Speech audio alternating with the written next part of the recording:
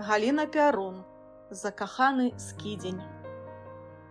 Ніна і Максім кахаюць адно аднаго, нягледзячы на забарону і перашкоды з боку бацькоў. Сэрцы моцна б'юцца ў грудзях маладых, наперадзе шмат мараў. Але невядомая сіла ўмешваецца ў іх адносіны. Дзяўчына пачынае сніць неверагодныя сны.